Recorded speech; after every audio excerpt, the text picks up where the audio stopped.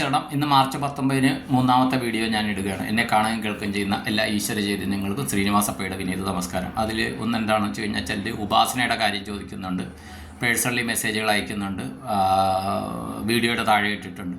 എൻ്റെ ഉപാസനകൾ എന്താണെന്ന് ചോദിച്ചിട്ടുണ്ട്. എൻ്റെ ഉപാസനകൾ വിവിധ തരത്തിലുള്ള ഉപാസനകൾ, കൃത്യമായിട്ടൊരു ഉപാസന എന്ന് പറയാൻ പറ്റുകയില്ല. പക്ഷേ ഞാൻ ചെയ്യുന്ന കാര്യങ്ങൾ, ചില കാര്യങ്ങളൊക്കെ ഞാൻ പറഞ്ഞിട്ടുണ്ട്. ഈ പഞ്ചഭൂതങ്ങൾ ഇത് ചെയ്തിട്ടുള്ള കാര്യങ്ങളൊക്കെ പറഞ്ഞു. അപ്പോൾ എൻ്റെ ഉപാസന എന്താണെന്ന് എൻ്റെ വീട്ടിലുള്ളവരോട് ചോദിച്ചാൽ പോലും അവർക്കറിയില്ല.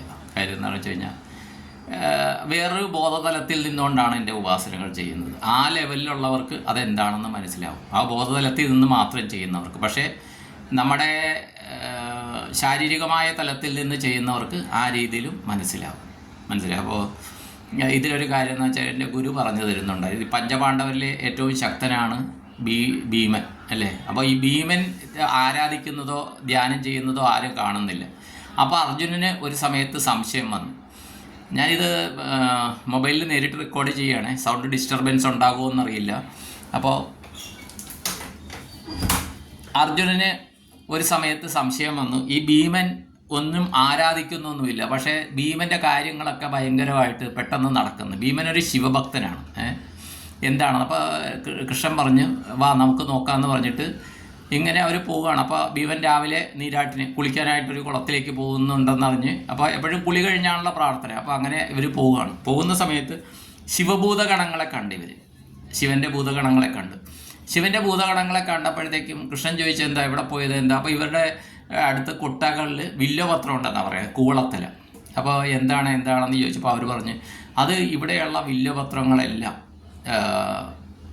ഭീമൻ മഹാദേവന് സമർപ്പിച്ചു കഴിഞ്ഞു. അപ്പോൾ അത് ശേഖരിക്കാനാണ് ഞങ്ങൾ വന്നിരിക്കണതെന്ന് പറഞ്ഞു. അപ്പോൾ ഇത് ചെന്ന് നോക്കുമ്പോഴത്തേക്കും ഭീമൻ അവിടെ കുളത്തിൽ കുളിക്കുകയാണ്. ഇത് ചെയ്യും, ഓരോ മുങ്ങാങ്കുഴിയിടും, എഴുന്നേക്കും, മുങ്ങാങ്കുഴിയിടും, അതാണ് പരിപാടി. അപ്പോൾ അത് കഴിഞ്ഞപ്പോഴത്തേക്കും ഭീമനോട് കൃഷ്ണൻ ചോദിച്ചു ഇതെന്താണ്, ആരെയാണ് ആരാധിക്കണത് എന്താണെന്ന് ചോദിച്ചു. അപ്പോൾ ഭീമനുള്ള കാര്യം കൃഷ്ണനല്ലേ ചോദിക്കുന്നത്, പറയണമല്ലോ, അർജുനനെ കൊണ്ടുപോകും. അപ്പോൾ ഭീമൻ പറഞ്ഞ് ഞാൻ ഓരോ മുങ്ങാങ്കുഴി ഇടുമ്പോഴും പറയും ഇവിടെയുള്ള ബില്ലപത്രങ്ങളെല്ലാം ഞാൻ മഹാദേവന് അർച്ചന ചെയ്തിരിക്കുന്നു എന്ന് ഞാൻ സങ്കല്പിക്കും. പിന്നെ അത് കഴിഞ്ഞ് എന്താ നടക്കണമെന്ന് ഈ ഭീമൻ അറിയില്ല. അപ്പോൾ ഈ ബില്ലപത്രം എടുക്കാനായിട്ട് മഹാദേവൻ ഭൂതഗണങ്ങളെ വിടുകയാണ്. കാര്യം അവിടെ ഭീമന് അതാണ് ഭീമൻ്റെ പ്രാർത്ഥന, അത് മഹാദേവനിലെത്തി. പക്ഷേ അർജുനൻ കുറേ നേരം ഇരുന്ന് ചെയ്താലും കൃഷ്ണൻ വെച്ചാണ് അർജുനൻ്റെ വണ്ടി മുന്നോട്ട് പോകുന്നത്, കൃഷ്ണനുള്ളത് കൊണ്ടാണ്. അപ്പോൾ ഇങ്ങനത്തെ കുറേ പ്രാർത്ഥനകളുണ്ട്. ഞാനും അതുപോലെയുള്ള കാര്യം. പക്ഷേ ഞാൻ എൻ്റേതായിട്ടുള്ള ഗായത്രി മന്ത്രജപമുണ്ട്, എൻ്റേതായിട്ടല്ല ഉപനയനം കഴിഞ്ഞുകൊണ്ട് ഗായത്രി ജപിക്കും. എൻ്റെ ഗുരു ബ്രഹ്മശ്രീ കൃഷ്ണമ്രാന്തിരി തിരുവേനി പറഞ്ഞ അന്നൊരു മന്ത്രമുണ്ട്. ഈ മന്ത്രം ഞാൻ ചിലർക്ക് പറഞ്ഞു കൊടുത്തു. എൻ്റെ ഗ്രൂപ്പിലുള്ള കുറച്ച് പേർക്ക് ഞാൻ പറഞ്ഞു കൊടുക്കാം, ഈ മന്ത്രദീക്ഷ തരാമെന്ന് പറഞ്ഞിട്ട് ഞാൻ ചിലർക്ക് കൊടുത്തു. ഇതിൽ ഈ വീഡിയോ കാണുന്നുണ്ടെങ്കിൽ അവർ 10-20 പേരുണ്ടായിരുന്നു. എൻ്റെ അടുത്ത് ദക്ഷിണ തന്നിട്ട് മന്ത്രം എഴുതി വാങ്ങിച്ച ആൾക്കാരാണ്. ഈ 20 പേരിൽ എത്ര പേര് ഇപ്പോൾ ചൊല്ലുന്നുണ്ടെന്ന് കണ്ടറിയണം. 1 വർഷം 1.5 വർഷമായി ഇത് കൊടുത്തിട്ട്. കാര്യം നമ്മുടെ കാർമ്മികം അതുപോലും ചെയ്യാൻ സമ്മതിക്കാറ്. അപ്പോൾ ചിലർ ചോദിക്കുന്നുണ്ട് കാർമ്മികം എഫക്റ്റ് മാറാനായിട്ട് എന്ത് ചെയ്യും. കാർമ്മിക എഫക്റ്റ് മാറാനായിട്ട് ഒന്നും ചെയ്യാൻ പറ്റുകയില്ല. നമ്മുടെ മേത്തേയുള്ള അഴുക്കാണെങ്കിലും ഓക്കെ. തിരുവണ്ണാമലയിൽ പോയിട്ട് ഞാൻ വെള്ളം കൊണ്ടെടുത്ത് പോയി, അവിടെ ഒരിടത്ത് പുറകിൽ ഇരുന്ന സമയത്ത് മുണ്ടിൽ കറുത്ത പാട് പറ്റി. അപ്പോൾ വൈഫിൻ്റെ അടുത്ത് ഞാൻ പറഞ്ഞു നല്ല കസവ് മുണ്ട്. വൈഫിനോട് പറഞ്ഞു സോറി ഈ മുണ്ട് ഇങ്ങനെ കറുത്തുപോയി. അപ്പോൾ വാഷിംഗ് മെഷീനിലിട്ടാൽ ക്ലീൻ ആകുകയല്ലോ, അതിന് എന്തിനാണ് നിങ്ങൾ സോറി പറയണത്. ഞാൻ പറഞ്ഞു ഇത് നല്ല ഉണ്ട് പാവം, അവൾ ഇത് തേച്ച് മിടുക്കി എടുപ്പിച്ച് തന്നത് ഞാൻ തിരുവണ്ണാമലയിൽ പോയിട്ട് ഇങ്ങനെ ആക്കി കൊണ്ടുവന്നിരിക്കുക. അപ്പോൾ പറഞ്ഞു അതിന് കുഴപ്പമില്ലെന്ന് പറഞ്ഞിട്ട് കുറച്ച് കഴിഞ്ഞ് ഞാൻ നോക്കുമ്പോൾ ഈ മുണ്ട് വെറുതെ കസേരയുടെ അവിടെ ഇങ്ങനെ നിവർത്തിയിട്ടിരിക്കുന്നു. ഞാൻ ചോദിച്ചത് എന്തായിട്ട്. അതല്ല നിങ്ങൾ ആ കറുത്ത മുണ്ട് ഇത് ചെയ്തതാണ്, ആ ഉടുത്തോട്ട് പോയത്, ആ പാടുണ്ടായിരുന്നുകൊണ്ട്. ഞാൻ ചോദിച്ചു എവിടെ പാട്. ഇതേ പാടുണ്ട്, പാട് ഞാൻ മാറ്റി. അപ്പോൾ എവിടെയാണ് പാട്. അപ്പോൾ പറഞ്ഞ് അവിടെ വെള്ളം നനച്ചെന്തോ ഇത് ചെയ്തപ്പോൾ ആ കറുത്ത പാട് പോയി. അപ്പോൾ ഈ കാർമിക് എഫക്റ്റ് എന്ന് പറയുന്നത് അങ്ങനെ കറുത്ത പാട് വെച്ച് കളയാൻ പറ്റുന്നതല്ല.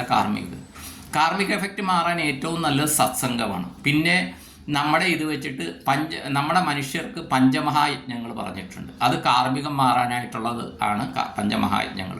പക്ഷേ പഞ്ചമഹായജ്ഞങ്ങൾ അതുപോലെ പൂർണ്ണ മനസ്സോടെ ചെയ്യാൻ മനുഷ്യന് സാധിക്കാറില്ല. അതിലെ പഞ്ചമഹായജ്ഞങ്ങളാണ് ദേവയജ്ഞം, ഋഷിയജ്ഞം, പിതൃയജ്ഞം, ഭൂതയജ്ഞം, അതിഥിയജ്ഞം. ദേവയജ്ഞം ദേവന്മാർക്ക് വേണ്ട കാര്യം. അപ്പോൾ കുടുംബദേവത, കുലദേവത, ഗ്രാമദേവത അവിടെയൊക്കെ യഥാശക്തി ചെയ്യേണ്ടത് ദേവയജ്ഞം. നമ്മൾ പിരിവ് കൊടുക്കും, ഇത് ചെയ്യാൻ കാര്യങ്ങളൊക്കെ ആവുമെന്ന് പറയാം. അതല്ല, അതാ ഇവിടെ യഥാശക്തി തന മന ധന തനവും മനസ്സും ഉണ്ട്, അത് കഴിഞ്ഞാൽ ധനം വരും.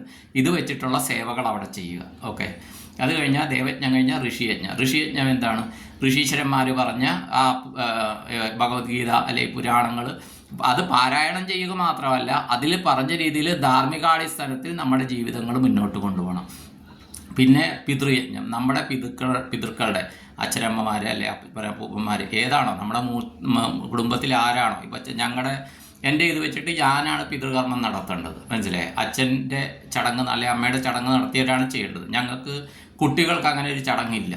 അപ്പോൾ ഞാൻ പിതൃകർമ്മം ചെയ്യണം. അത് ചെയ്യുമ്പോൾ എൻ്റെ കുടുംബത്തിന്, എൻ്റെ ഭാര്യയ്ക്കും എൻ്റെ മക്കൾക്കും എല്ലാം ഉണ്ട്. ഇപ്പോൾ 21-ാം തീയതി എൻ്റെ അച്ഛൻ്റെ അമ്മയുടെയും ശ്രാദ്ധമാണ്. അപ്പോൾ ഞാനും വൈഫാണ് അതിനുള്ള കാര്യങ്ങളെല്ലാം ഒഴുക്കണം. ഞങ്ങൾ എന്തൊക്കെയാണ് ഭക്ഷണം കഴിക്കുന്നത് അത് വെച്ചെല്ലാം അതുപോലെ എല്ലാം എന്തൊക്കെയാണ് ചിട്ടയുടെ ചെയ്ത് ഞങ്ങളുടെ കുടുംബ പുരോഹിതം വന്ന് അതിൻ്റെ ദേവപൂജ നടത്തിയിട്ട് പിണ്ടം വിധിയും ഈ ഭക്ഷണ സാധനങ്ങൾ അതിന് സമർപ്പിക്കുന്ന ഒരു ചടങ്ങുണ്ട്. അപ്പോൾ പിതൃയജ്ഞം ചെയ്യണം. നമ്മുടെ വിധിപ്രകാരമുള്ള ബലി കർമാദികൾ ചെയ്യണം. അത് പിതൃയജ്ഞം.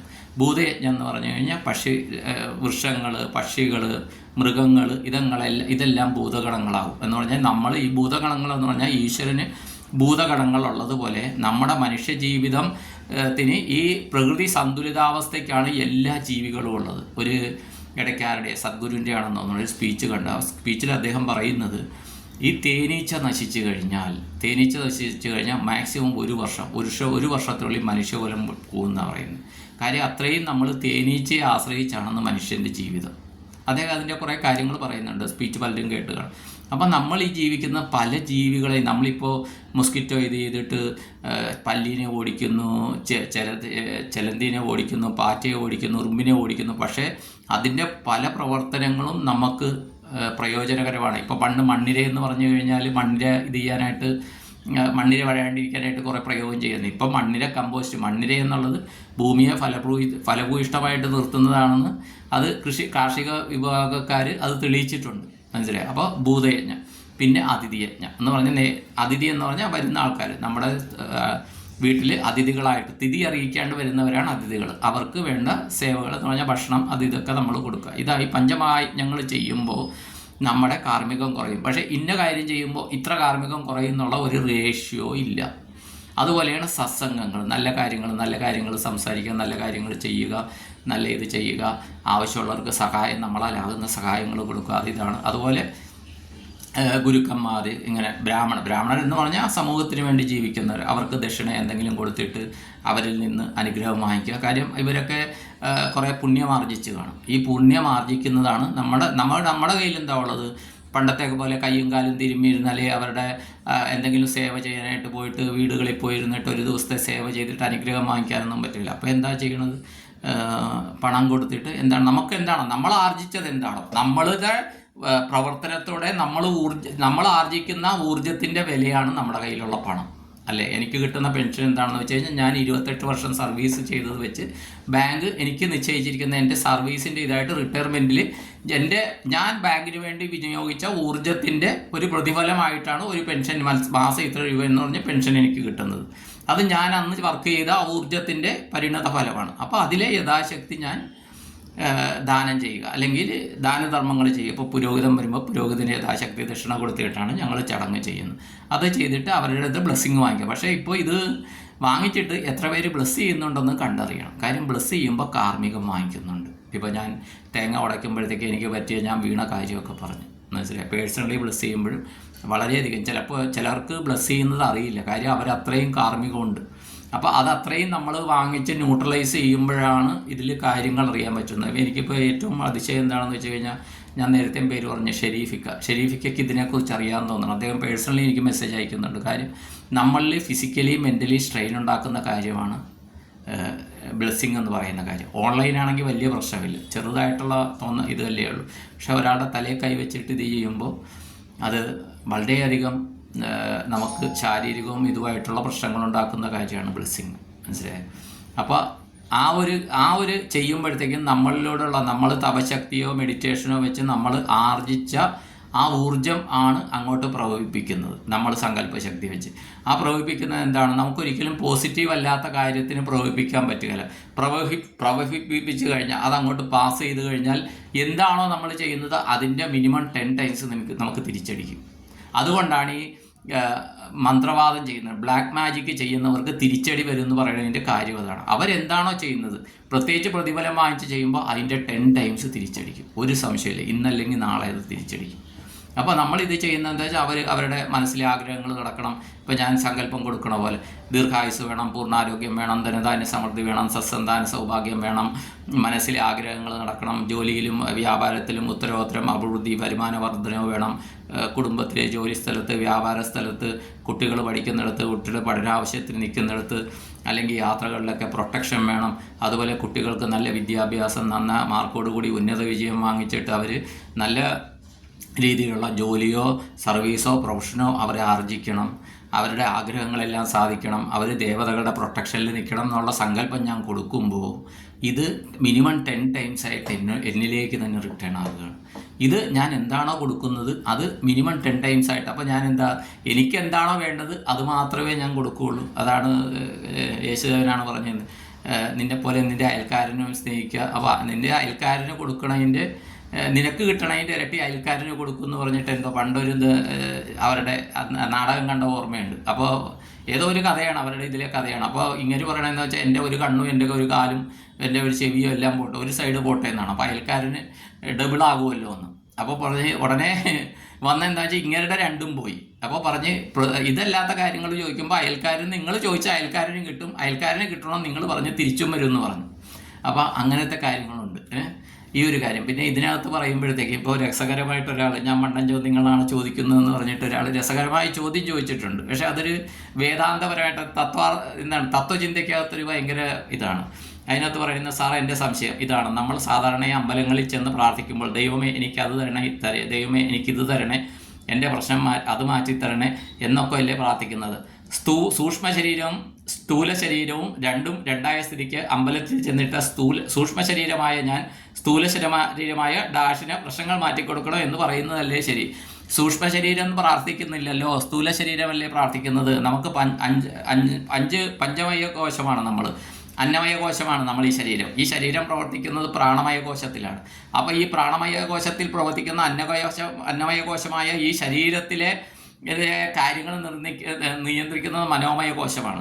ഈ മനോമയ കോശത്തിലൂടെ വിജ്ഞാനമയ കോശവും ആനന്ദമയ കോശവും വരുന്നു. ഇത് 5ഉം കൂടി ഉള്ളതാണ് മനുഷ്യൻ, പഞ്ചകോശ സിദ്ധാന്തത്തിലുള്ള മനുഷ്യൻ.